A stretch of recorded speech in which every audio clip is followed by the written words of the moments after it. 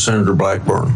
Thank you, Mr. Chairman. Madam Secretary, thank you for being here today. And I want to thank you so much for the work that DHS and FEMA have done in Tennessee with the recent ice storm, but also previously with Hurricane Helene, and the responsiveness we have gotten from FEMA, the difference from the previous administration and your administration has been noted by people in Tennessee, and I just want to express my gratitude to those employees that are working so hard. So we truly are grateful for that.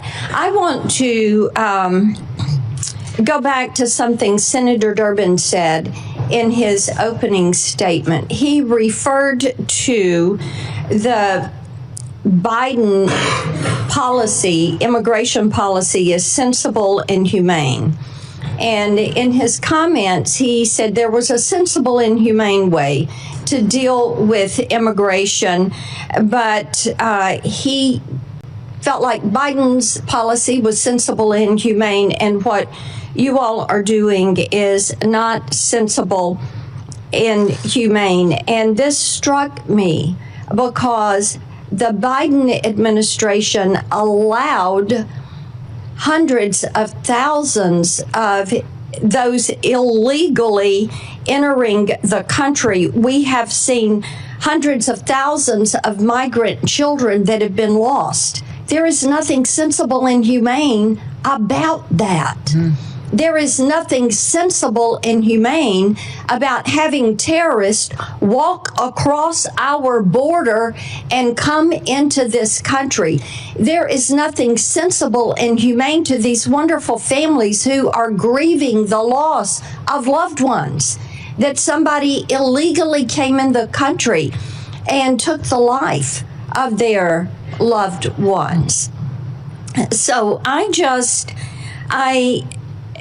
those comments really struck me. And I want to provide you the opportunity to respond to what Senator Durbin supported, the Biden immigration policy. We had hours and hours of hearings dealing with such. He supported the Biden DHS. But to me, there is nothing sensible and humane about allowing millions of people to violate the rule of law in the United States. And I yield to you for a response. Yes, well, thank you, Senator. When you look at the Biden immigration policies, I think Senator Durbin is ignoring the consequences of illegal immigration. Over 30% of the young girls that crossed that border during that invasion were raped and brutally harmed by people along the way. There's nobody that crossed that border, came in from Mexico, that didn't have to pay a cartel member to get into this country. Those cartels have been enriched and made sophisticated and professionalized by the money that Joe Biden facilitated putting into their pockets by allowing that invasion to happen and funneling people into the cartel's hands. I also would say that 4,000 people died during that invasion when people were coming into this country, died because of the inhumane circumstances that were going on, from the heat that they were having to deal with, from drowning in the river. It was not humane what we saw being facilitated by the Biden administration. So every day the people at the Department of Homeland Security get up to defend this country and our borders and the citizens that live here. I know, Senator Durbin, that you appear to be very concerned about illegal immigrants that are in this country. I will tell you that as a Secretary of Homeland Security, I am very concerned in doing my job and protecting American citizens. That's my number one priority, and I will continue to enforce the law and make sure it applies equally to everyone that's in this country. Thank you. Joe Kent, who is the director of National Counterterrorism Center, last year told the House Homeland Security Committee that there are at least 18,000 known terrorists that are here in this country.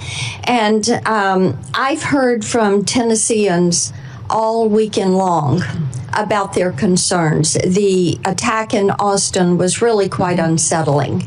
And the awareness that there are these terrorists that are among the citizens here in our country. So would you lay out, not only for this committee, but for the American people, what steps are you and your team taking right now to make certain that we apprehend, detain, and prosecute these terrorists before they have the ability to conduct any act of evil? Well, Senator, when you let millions of people into this country unvetted, you truly don't know how many dangerous known and suspected terrorists there may be in this country.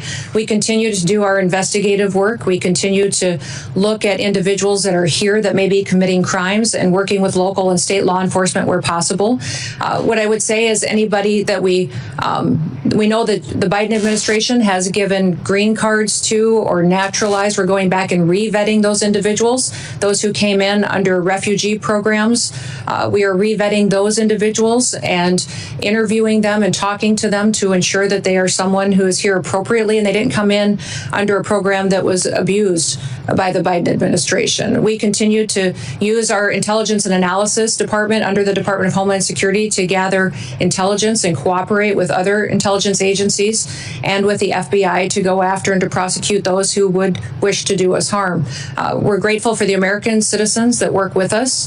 And we understand that people who are in this country illegally and have final removal orders should be detained. Our priority is going to continue to go after those worst of the worst and to make sure that we are getting them out of our country as soon as possible and brought to justice if they've committed crimes here.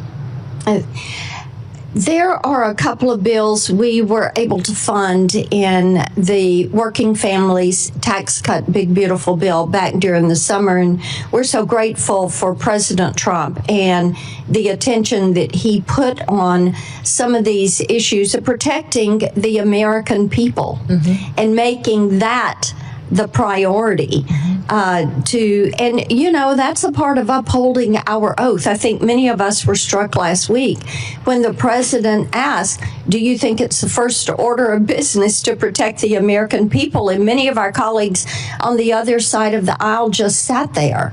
That was stunning.